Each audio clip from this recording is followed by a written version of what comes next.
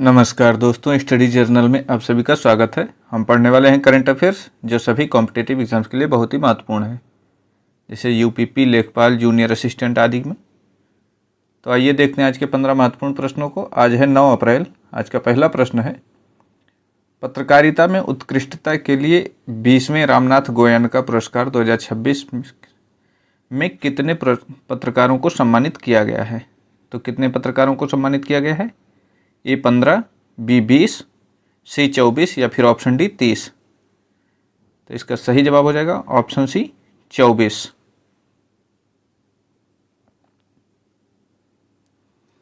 वर्ष 2026 में कुल 24 पत्रकारों को विभिन्न श्रेणियों में प्रिंट, डिजिटल और ब्रॉडकास्ट में उनके साहसी और निष्पक्ष काम के लिए रामनाथ गोयनका पुरस्कार से नवाजा गया है। यह पुरस्कार द इंडियन एक्सप्रेस समूह द्वारा दिया जाता है। इसकी स्थापना रामनाथ गोयनका की याद में की गई थी। यह पत्रकारिता के क्षेत्र में भारत के सबसे प्रतिष्ठित पुरस्कारों में से एक है। अगला प्रश्न देखते हैं, प्रश्न संख्या 2। एटीपी ह्यूस्टन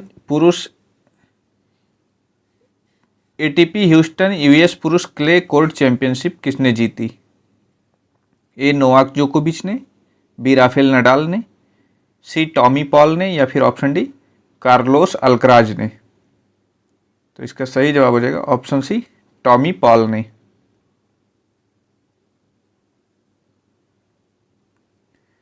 अमेरिकी टेनिस खिलाड़ी टॉमी पॉल ने शानदार प्रदर्शन करते हुए एटीपी ह्यूस्टन यूएस पुरुष क्ले कोर्ट क्लब अपने नाम किया। एटीपी का फुल फॉर्म है एसोसिएशन ऑफ टेनिस प्रोफेशनल्स। दुनिया भर में पुरुषों के टेनिस का संचालन करता है। यह टेनिस में 4 प्रमुख ग्रैंड स्लैम होते हैं, ऑस्ट्रेलियन ओपन, फ्रेंच ओपन जिसे क्ले कोर्ट भी कहा जाता है, विंबलडन होता है और यूएस ओपन होता है। यह 4 जो हैं टेनिस में होते हैं प्रमुख ग्रैंड स्लैम। अगला देख लेते हैं। अगला प्रश्न, प्रश्न संख्या 3 है, मार्च 2026 के लिए ICC player of the month के लिए किन भारतीय क्रिकेटरों को नामांकित किया गया है? ए विराट कोहली और रोहित शर्मा, बी संजू सैमसन और जसप्रीत बुमराह, सी शुभमन गिल और मोहम्मद शमी या फिर ऑप्शन डी केएल राहुल और ऋषभ पंत। तो इसका सही जवाब हो जाएगा ऑप्शन बी संजू सैमसन और जसप्रीत बुमराह को।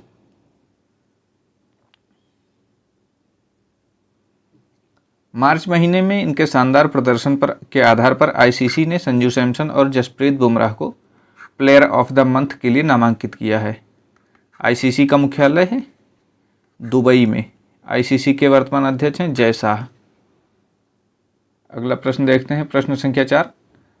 हाल ही में खबरों में रहा भारत का पहला पूर्ण स्वदेशी फास्ट ब्रीडर रिएक्टर किस राज्य में स्थित है? ए तारापुर महाराष्ट्र, बी नरोरा उत्तर प्रदेश, सी कलपक्कम तमिलनाडु या फिर ऑप्शन डी कैगा कर्नाटक।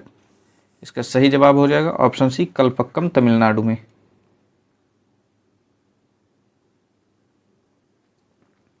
भारत का पहला स्वदेशी 500 मेगावाट का फास्ट ब्रीडर रिएक्टर तमिलनाडु के कलपक्कम में स्थित है। यह भारत के 3 चरणों वाले परमाणु ऊर्जा कार्यक्रम का दूसरा चरण है। इसका संचालन भाविनी का फुल फॉर्म होता है भारतीय नाभिकीय विद्युत निगम लिमिटेड इसका द्वारा किया जाता है। कलपक्कम को मद्रास परमाणु ऊर्जा केंद्र के नाम से भी जाना जाता है। किसको? कलपक्कम को। अगला प्रश्न देखते हैं, प्रश्न संख्या 5। कलपक्कम में स्वदेशी फास्ट ब्रीडर रिएक्टर की क्षमता कितनी है? किसकी? फास्ट ब्रीडर रिएक्टर की, जिसने हाल ही में क्रिटिकल अवस्था हासिल की है। ए 220 मेगावाट, बी 500 मेगावाट, सी 700 मेगावाट या फिर ऑप्शन डी 1000 मेगावाट। तो इसका सही जवाब हो जाएगा ऑप्शन बी 500 मेगावाट। इस रिएक्टर की कुल क्षमता है 500 मेगावाट। क्रिटिकल अवस्था का अर्थ है कि परमाणु विखंडन की श्रृंखला प्रतिक्रिया अब स्थिर और नियंत्रित हो गई है। भारत का पहला परमाणु रिएक्टर है अप्सरा, 1956 में बनाया गया था। परमाणु ऊर्जा आयोग की स्थापना हुई थी 1948 में। अगला प्रश्न देख लेते हैं, प्रश्न संख्या 6। अंतर्राष्ट्रीय मुद्रा कोष यानी कि आईएमएफ के अनुसार वर्ष 2030 तक भारत का अनुमानित ऋण से जीडीपी अनुपात क्या होगा? ए 65.5%, बी 70.2%, सी 75.8% या फिर ऑप्शन डी 81.4%। तो इसका सही जवाब हो जाएगा ऑप्शन सी 75.8%।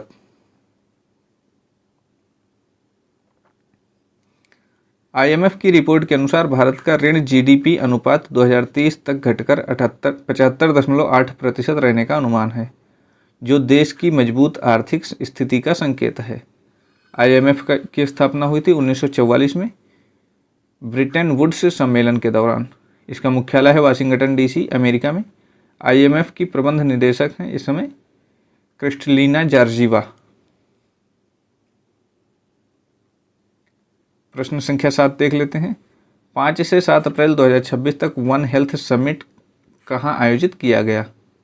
ए नई दिल्ली भारत में, बी लियोन फ्रांस में, सी जिनेवा स्विट्जरलैंड में या फिर ऑप्शन डी टोक्यो जापान में। तो इसका सही जवाब हो जाएगा ऑप्शन बी लियोन फ्रांस में। फ्रांस के लियोन शहर में आयोजित इस सम्मेलन का उद्देश्य मनुष्यों, जानवरों और पर्यावरण के स्वास्थ्य को एक साथ जोड़कर महामारियों को रोकना है। वन हेल्थ दृष्टिकोण का अर्थ है कि मानव स्वास्थ्य और पशु स्वास्थ्य एक दूसरे पर निर्भर हैं। इंटरपोल का मुख्यालय लियोन फ्रांस में ही स्थित है। अगला प्रश्न है प्रश्न संख्या 8। किस पड़ोसी देश के विदेश मंत्री खलीलुर रहमान द्विपक्षीय संबंधों को मजबूत करने के लिए भारत का दौरा कर रहे हैं? ए बांग्लादेश, बी श्रीलंका, सी पाकिस्तान या फिर ऑप्शन डी नेपाल। तो कहाँ के विदेश मंत्री हैं खलीलुर रहमान? ऑप्शन ए बांग्लादेश के। बांग्लादेश के विदेश मंत्री खलीलुर रहमान व्यापार, सुरक्षा और तीस्ता जल विवाद जैसे मुद्दों पर चर्चा के लिए नई दिल्ली की यात्रा पर आए हैं। भारत और बांग्लादेश के बीच मैत्री एक्सप्रेस और बंधन एक्सप्रेस ट्रेनें चलती हैं। बांग्लादेश के साथ भारत सबसे लंबी अंतर्राष्ट्रीय सीमा साझा करता है। कितनी है? 4096 किलोमीटर की। अगला प्रश्न देखते हैं प्रश्न संख्या 9। हाल ही में यस बैंक के नए MD और CEO के रूप में किसने कार्यभार संभाला है? किसके? यस बैंक के। ए प्रशांत कुमार, बी दिनेश खारा, सी अतनु चक्रवर्ती या फिर ऑप्शन डी विनय टोन्स। तो इसका सही जवाब हो जाएगा ऑप्शन डी विनय टोन्स। बैंकिंग क्षेत्र के अनुभवी अधिकारी विनय टोन्स को यस बैंक का प्रमुख नियुक्त किया गया है। यस बैंक का मुख्यालय है मुंबई में। यस बैंक की टैगलाइन है एक्सपीरियंस टू एक्सपर्टीज। अगला प्रश्न देख लेते हैं प्रश्न संख्या 10। किस भारतीय साइकिल चालक ने हाल ही में मात्र 14 दिनों में साइकिल से एवरेस्ट बेस कैंप तक पहुंचने की उपलब्धि हासिल की है? ए ज्योति सिंह, बी दिव्या सिंह, सी बछेंद्री पाल या फिर ऑप्शन डी अरुणा सिन्हा। तो इसका सही जवाब हो जाएगा option B Divya Singh.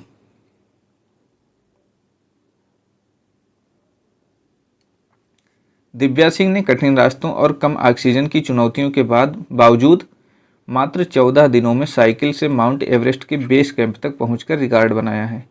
Everest के बेस कैंप की ऊंचाई लगभग 5364 मीटर है, जबकि माउंट एवरेस्ट की ऊंचाई है 8848.86 मीटर। अगला प्रश्न है प्रश्न संख्या 11। विश्व स्वास्थ्य दिवस 2026 जो कि 7 अप्रैल को मनाया जाता है हर साल का आधिकारिक विषय क्या है? A my health my right, B health for all, C together for health stand with science या फिर option D support nurses and midwives. तो इसका सही जवाब हो जाएगा option C together for health stand with science. इस वर्ष का विषय स्वास्थ्य सेवाओं में एकजुटता और वैज्ञानिक दृष्टिकोण के महत्व पर केंद्रित है। विश्व स्वास्थ्य दिवस हर साल 7 अप्रैल को मनाया जाता है। यह दिवस 1948 में WHO की स्थापना की याद में मनाया जाता है। WHO की स्थापना कब हुई थी? 1948 में। अगला प्रश्न देखते हैं प्रश्न संख्या 12। राज्यसभा में भारत की पहली क्वीर LGBTQ+ संसद सदस्य के रूप में शपथ लेकर किसने इतिहास रचा है? ए लक्ष्मी नारायण त्रिपाठी, बी सत्यश्री शर्मिला, सी गोपी शंकर मदुरे या फिर ऑप्शन डी मेनका गुरुस्वामी। तो इसका सही जवाब हो जाएगा ऑप्शन डी मेनका गुरुस्वामी। वरिष्ठ अधिवक्ता मेनका गुरुस्वामी राज्यसभा सदस्य के रूप में शपथ लेने वाली भारत की पहली ऐसी व्यक्ति बनी है जो खुलकर अपनी क्वीर पहचान साझा करती हैं। राज्यसभा एक स्थायी सदन है जो कभी भंग नहीं होता है। राज्यसभा सदस्य का कार्यकाल होता है 6 वर्ष का। इनमें से 1/3 हर 2 साल पर रिटायर होते रहते हैं। अगला प्रश्न है प्रश्न संख्या 13। ZSI यानी कि जियोलॉजिकल सर्वे ऑफ इंडिया के शोधकर्ताओं ने हाल ही में किस राज्य के तट से समुद्री नेमाटोड की 2 नई प्रजातियों कोरोनोनेमा धृति और एपेंकथियन इंडिका की खोज की है? ए तमिलनाडु, बी आंध्र प्रदेश, सी ओडिशा या फिर ऑप्शन डी गुजरात। तो इसका सही जवाब हो जाएगा ऑप्शन ए तमिलनाडु। आइए इसके बारे में जान लेते हैं। जूलॉजिकल सर्वे ऑफ इंडिया के वैज्ञानिकों ने तमिलनाडु के तटीय क्षेत्रों में समुद्री मिट्टी के नमूनों से इन सूक्ष्म जीवों की खोज की है। नेमाटोड छोटे कीड़े जैसे जीव होते हैं जो पारिस्थितिकी तंत्र के लिए बहुत ही महत्वपूर्ण हैं। तमिलनाडु का कोरोमंडल तट समुद्री जैव विविधता के लिए प्रसिद्ध है। कहाँ का? तमिलनाडु का। अगला प्रश्न देखते हैं प्रश्न संख्या 14। किस मंत्रालय ने टार बाल्स के प्रबंधन के लिए ड्राफ्ट नियम जारी किए गए हैं? ए पृथ्वी विज्ञान मंत्रालय, बी जल शक्ति मंत्रालय, सी पर्यावरण वन और जलवायु परिवर्तन मंत्रालय या फिर ऑप्शन डी जहाजरानी मंत्रालय। इसका सही जवाब हो जाएगा ऑप्शन सी पर्यावरण वन और जलवायु परिवर्तन मंत्रालय। समुद्र में तेल रिसाव के कारण बनने वाले चिपचिपे काले गोलों को टॉरबॉल्स से तटों को बचाने के लिए कड़े नियम बनाए जा रहे हैं। टॉरबॉल्स समुद्र के पारिस्थितिकी तंत्र और समुद्री कछुओं के लिए बहुत ही हानिकारक होते हैं। वर्तमान में पर्यावरण मंत्री हैं भूपेंद्र यादव। अगला प्रश्न देखते हैं, आज का अंतिम प्रश्न है प्रश्न संख्या 15। किस संगठन ने पहली बार वार्षिक निगमित सेवा क्षेत्र उद्यम सर्वेक्षण शुरू किया है? ए नीति आयोग, बी RBI, सी राष्ट्रीय सांख्यिकी कार्यालय या फिर ऑप्शन डी सेबी। तो इसका सही जवाब हो जाएगा ऑप्शन सी राष्ट्रीय सांख्यिकी की कार्यालय यानी कि NSO। सेवा क्षेत्र के डेटा को अधिक सटीक बनाने के लिए NSO ने यह विशेष सर्वेक्षण शुरू किया है। NSO सांख्यिकी और कार्यक्रम कार्यान्वयन मंत्रालय के तहत आता है। भारत की GDP में सेवा क्षेत्र का योगदान लगभग 53 से 54% का है। पिछले दिन का अभ्यास प्रश्न का उत्तर देख लेते हैं। हाल ही में कौन सी 11 वर्षीय भारतीय मूल की शतरंज खिलाड़ी नवीनतम FIDE रेटिंग सूची में इंग्लैंड की शीर्ष महिला खिलाड़ी बन गई हैं? ए तानिया सचदेव, बी कोनेरू हम्पी, सी बोधना शिवानंदन या फिर ऑप्शन डी दिव्या देशमुख। तो इसका सही जवाब हो जाएगा ऑप्शन सी बोधना शिवानंदन। आज का अभ्यास प्रश्न है, हाल ही में भारतीय रिजर्व बैंक ने म्यूल बैंक खातों की समस्या से निपटने के लिए एक AI संचालित मॉडल विकसित किया है। इस मॉडल का नाम क्या है? ए cyberguard.ai, बी म्यूल hunter.ai, सी finsafe.ai या फिर ऑप्शन डी RBI track.ai। इसका जवाब आप लोग कमेंट सेक्शन में दीजिएगा। आज के लिए बस इतना ही। क्लास पसंद आए तो चैनल को लाइक, शेयर और सब्सक्राइब जरूर करें। पढ़ाई करते रहें, स्वस्थ रहें, मस्त रहें। इसी के साथ धन्यवाद। जय हिंद।